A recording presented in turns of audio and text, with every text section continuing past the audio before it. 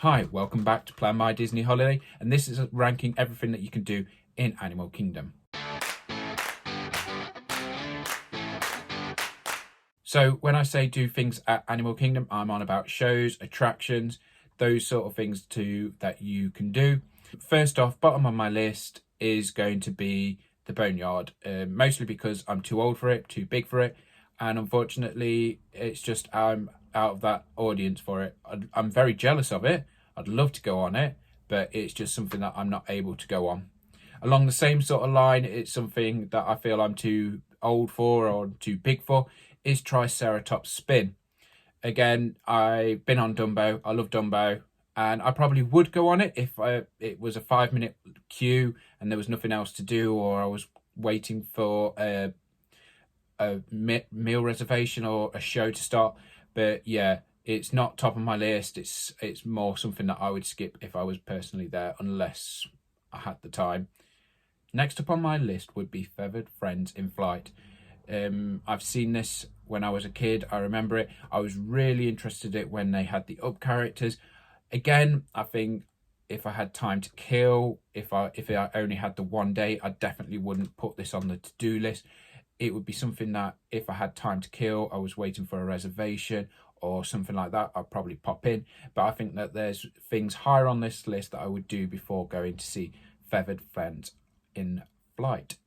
So next ones on my list are actually attractions. So it's Nava River Journey, mostly because I've done it. It's usually got a long line still, so it's something that I don't think I would want to wait a long time in line for. But I think it's a good attraction if you can't get on Flights of Passage. I understand why it's there. At the time when I went in 2018, I didn't understand that it was supposed to be a tranquil, it was supposed to be a different type of attraction. I think I did not enjoy it because I was expecting a lot more. I didn't research into what I was expecting from River Journey, but unfortunately it's something that I have done. I've seen the animatronic. I do think it is breathtaking. I get it.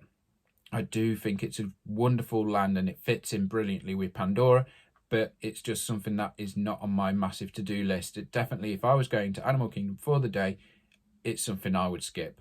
I would not even bother waiting in line for. Maybe if it was a 5-minute line, but it's too long a line usually.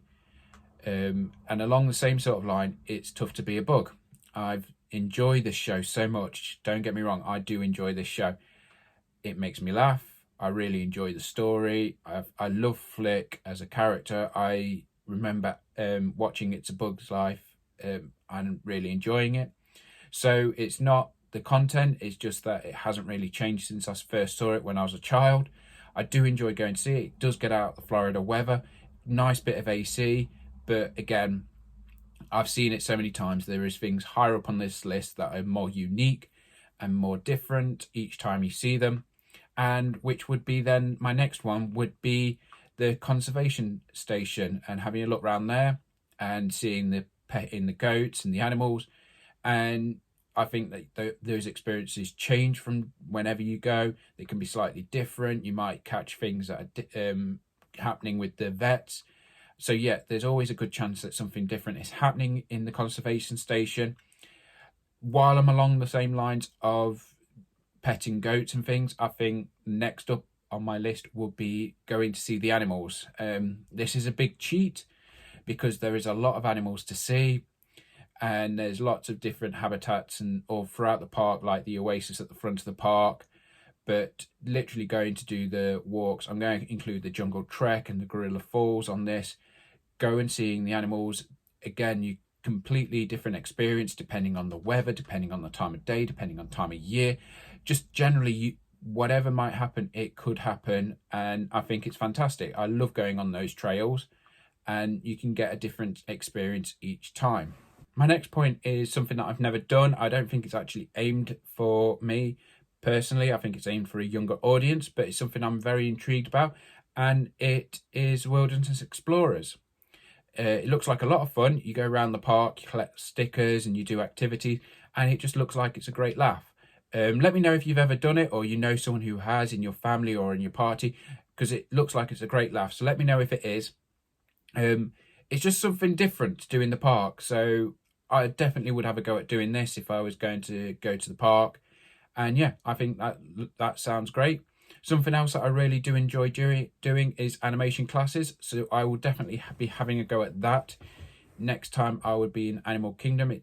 They are lots of fun. I really do enjoy doing them. They get you out the Florida weather. There's a souvenir included. So yeah, it's all win-win from my point of view when it comes to the animation classes.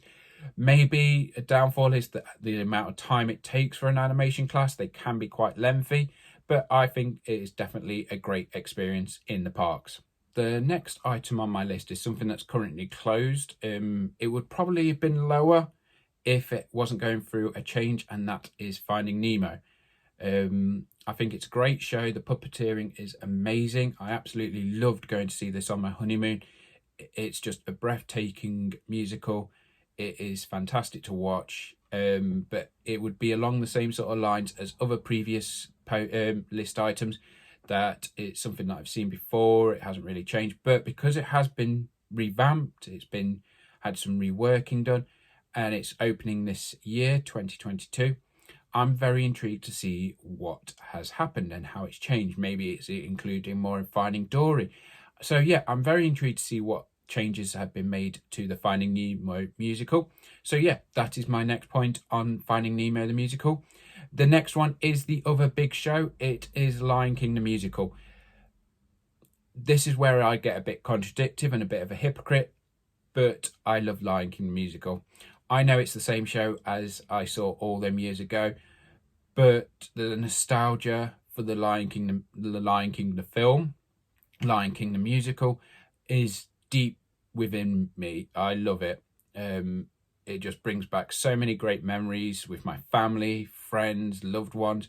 So yeah, Lion King musical is definitely a must for me. I absolutely love going to see it, and it contradicts everything I've said about going to see Tough to Be a Bug and Navi River Journey, because I've already seen it so many times. But something about the music, the way it gets into it, and just the performance that's put on in front of you, it feels like your fifth time is the same as your first time. You just still get caught up in the emotion of everything that's going on around you. My next one is something that I've never experienced before, and it is also a show, and it's Kitetails. Really intrigued by it. Looks like it's a lot of fun. It's a toss-up between either Lion King or Kitetails, but I think Kitetails just goes a bit higher because I've never seen it before. It's something completely new and original for me, and I think it looks like it's a great laugh. So yeah, something I'm really excited to see, and something I'm looking forward to doing.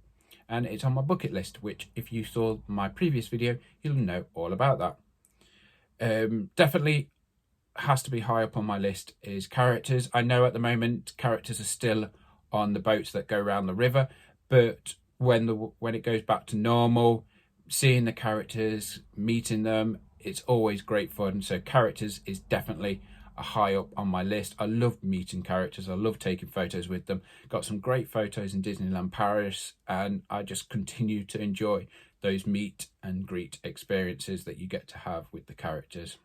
My next list item I know wouldn't be high up on everyone's list themselves, but I actually really do love rapids. I always have a great time riding them. Kali River Rapid is a lot of fun for me. I really do enjoy them. I do understand the criticism that they do get. They are short, that you get wet, but I'm a water person. I love swimming. I really don't mind getting wet on a ride. I don't mind being stuck in a thunderstorm. I remember as a kid, my dad filming me dancing in Fantasyland while a thunderstorm was going on all around me. In the middle of it, no one else around me because they've all taken cover, and there I am, swinging around, spinning around in the middle of Fantasyland, enjoying the rain. So yeah, I remember that as a kid, and that sort of sums me up when it comes to water rides. I really enjoy doing them and love the opportunity to go on them. So yeah, Kali River Rapids is probably the next one along. Now we come to my top 4 attractions. Number 4 is Dinosaur. I absolutely love Dinosaur. I think it's a great thrill ride that it throws you about. I understand that for younger people it might be scary, but I love the thrill of Dinosaur. It makes me laugh just getting thrown around. love the dinosaur animatronics. I think they're breathtaking. And I just love the story to it. It just makes me smile, and I just enjoy having a great time on it. Number 3 is going to be Everest. I couldn't make a mind up. It was a toss between the top 3rd and 2nd place, and it's going to be Everest. Love Everest. I have a great time riding it. I think it's fantastic. I love the roller coaster. Again, I'm a big thrill ride, so this definitely is up there for me. And I love it so much. I really enjoy going on it. On my honeymoon, it had a 5-minute wait time when we were in the park, and we went on it about 3 or 4 times, and it was so fantastic. I love it. I love going on Everest. It's a great ride. And yeah, it's definitely one that I would do if I was in Animal Kingdom right now. Number 2 is Safari. I think the reason why it pips Everest is because it can be slightly different. It can be unique. You never know what you're really going to get. Depending on the weather, depending on the temperature, depending on the time of year, time of day. I think I've spoken about safaris so much before, but yeah, definitely number 2 is safaris. I always try and go first thing in the morning to try and catch them. It's one of my rope drop attractions. I've heard that it's fantastic after a rainstorm, that the animals are a lot more active. Definitely, I've seen people go when it's lunchtime and there's out looking for the food. So you never know what you might catch. And yeah, you can get some amazing photos while on the safari.